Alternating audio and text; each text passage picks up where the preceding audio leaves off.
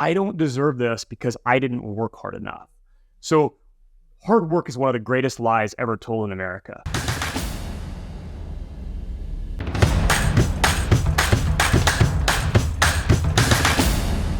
I'm 16 years old and my dad is driving me to school in a 1985 brown rust-colored Pontiac Bonneville. And I am so embarrassed to get dropped off in front of all of my friends in this car because I'm growing up in a very wealthy area and my dad is a mid-level engineer with 5 kids and he just simply can't afford to give us a lot of the luxuries that the other families have. And that day, in my mind, I decided that I am always going to be wealthy enough to buy whatever car I want.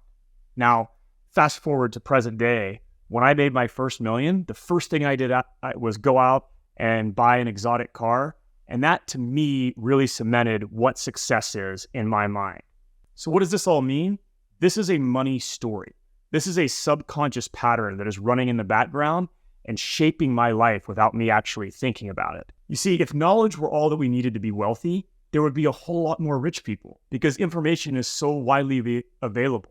So if we all have access to the information, what's keeping us from acting? In order to align ourselves with our goals, we have to understand our subconscious patterns and how they're affecting us and our relationship with money. So what are subconscious patterns?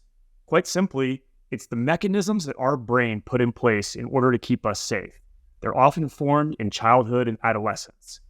So, for example, how did I grow up in relation to money? Well, in my case, I saw many of my friends have so much more wealth than my family did, and that started driving me subconsciously focus on how can I get a cool car when I grow up?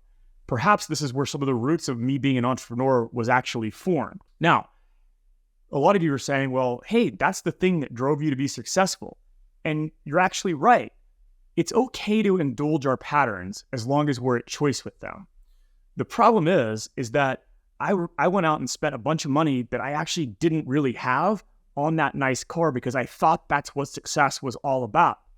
Now I realize I should have actually probably saved a lot of that money and I could have worked my way up to such a nice car. So what I'm actually trying to do here is become at choice with that pattern. Hey, I still like nice cars. That's one way that I connect with my dad. It still gives me a great feeling of success, but I can recognize where that story comes from and how it's affecting my subconscious relationship. And now I have the choice whether to buy that car or not. I'm not just being driven by subconscious pattern. So there are many examples of money stories that show up for a lot of entrepreneurs. Another money story that I've had to uncover for myself was, I don't deserve this because I didn't work hard enough. So hard work is one of the greatest lies ever told in America. From well-meaning teachers, parents, coaches, from day one, everyone is telling us, work hard and you'll be successful. But if that was the only factor in success, again, there'd be a whole lot more rich people. So what happens with most entrepreneurs is they actually take a lot of risk and make really good decisions with the information that they have. Okay, we don't talk about risk when it comes to success. So rather than working hard, I just took a bunch of risk and therefore my mind created a pattern that I don't actually deserve this money because I didn't have to work that hard. I took a mega risk that actually paid off. Here's another thing that we can do to identify our money stories is we can ask ourselves hard questions. So number one, how do I treat people of different socioeconomic status?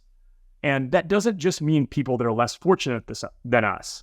A lot of times we see our society teaching us to be deferential to rich people. And how does that show up for you?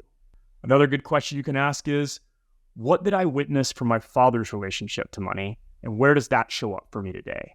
And then you can go back and ask the same thing about your mother. One of my favorite questions is, what is one money habit I wish I could change? And then, as a follow-up question, where does that come from, or where did I witness that in my early life?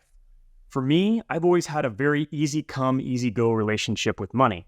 And if I think about it, it's tied back to those early car stories of being embarrassed about not having enough. Once we're aware of our money stories, now we can become a choice rather than running on subconscious programming. So let's be a community together. And in the comments, leave a money story that you are currently unraveling. Read other stories as well. Perhaps another viewer has a story that you can relate to. We have 200,000 plus members. This is your resource, so get the most out of it. Thanks for watching. Hit subscribe and don't miss out on a single Wealth Factory tip, like this next one with proven ways to build your wealth.